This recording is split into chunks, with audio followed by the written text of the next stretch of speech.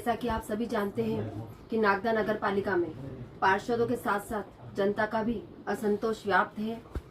सबसे पहले तो मैं महिला होने के नाते कहना चाहती हूँ कि हमारी नगर पालिका अध्यक्षा भी एक महिला है जिसे परिषद में बोलने का पूरा अधिकार है, लेकिन मुझे दुख इस बात का है कि उन्हें बोलने तक नहीं दिया जाता है।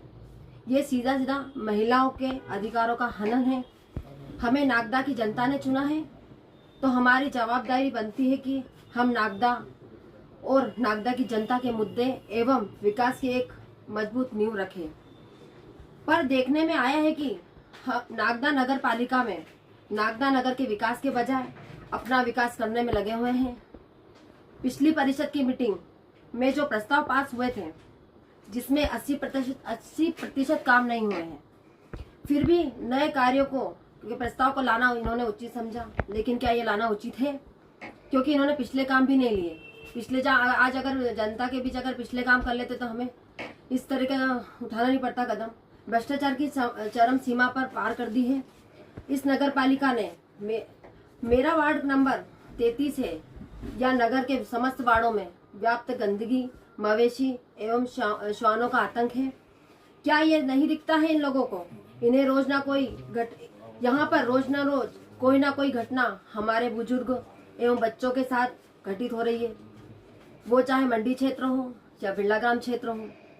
हमारे नगर पालिका उपाध्यक्ष जो कि बिरलाग्राम क्षेत्र से हैं, वो वहाँ रहते हैं और वहाँ की सड़कों की हालत भी आप जानते हैं किस तरह की है। बिरलाग्राम का बाजार पूरा भरा हुआ रहता है मवेशियों से। यहाँ आवारा मवेशी का अतिक्रमण है, भारी वाहन प्रतिबंधित है, फिर भी शहर में भारी वाहनों का प्रवेश है। तो क्या बिरलाग्राम में कुछ वार्डों की सफाई ग्रेसिम की उद्योग या अन्य उद्योगों की है या नगर पालिका की है? ये स्पष्ट करें, ये जनता को स्पष्ट करें कि इसकी सफाई कौन कराएगा, नगर पालिका कराएगी या उद्योग कराएंगे। बिरलाग्राम रेलवे स्टेशन देखा जाए तो वहाँ पे भी आप खुद जानते हैं कि रोड कितना खराब है, वहाँ लाइटें नहीं है, वहाँ आने जाने वाले लोगों को परेशानी का सामना करना पड़ता है।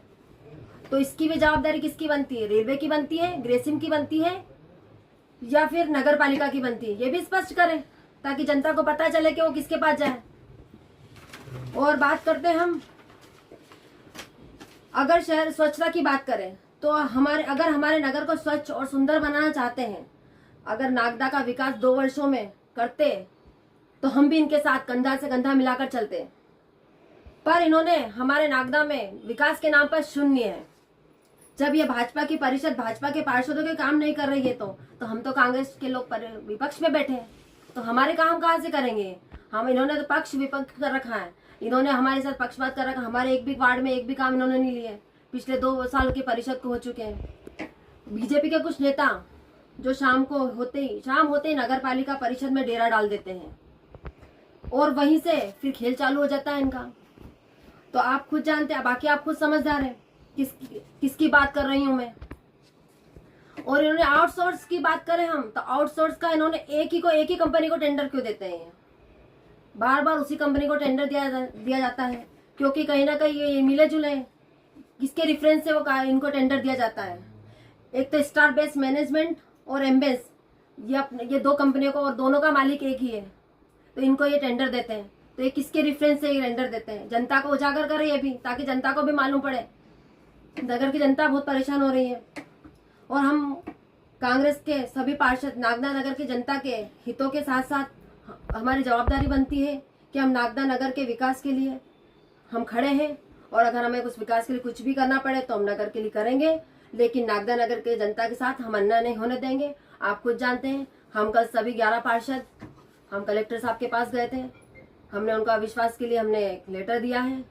हम चाहते हैं कि नगर में विकास हो। इसी के साथ हम कलेक्टर साहब से आग्रह करके आए हैं कि आप जल्द से जल्द विशेष सम्मेलन बुलाएं और विशेष सम्मेलन बुला के अविश्वास प्रस्ताव को पारित करें और नगर में विकास हो अच्छे, ताकि 2 सालों में कोई विकास कार्य नहीं किए। भारतीय जनता पार्टी की परिषद है, भारतीय जनता पार्टी के विधायक है, भारतीय जनता पार्टी के सांसद है, भारतीय जनता पार्टी की राज्य सरकार है, भारतीय जनता पार्टी केंद्र में सरकार है, फिर ये विकास क्यों नहीं करा पा रहे? ऐसा क्या कारण है कि विकास क्यों नहीं करा पा रहे? जनता इनसे पूछना चाहती है। नगर की जनता परेशान है और हम नगर की जनता के साथ अन्याय नहीं होने देंगे। जय हिंद।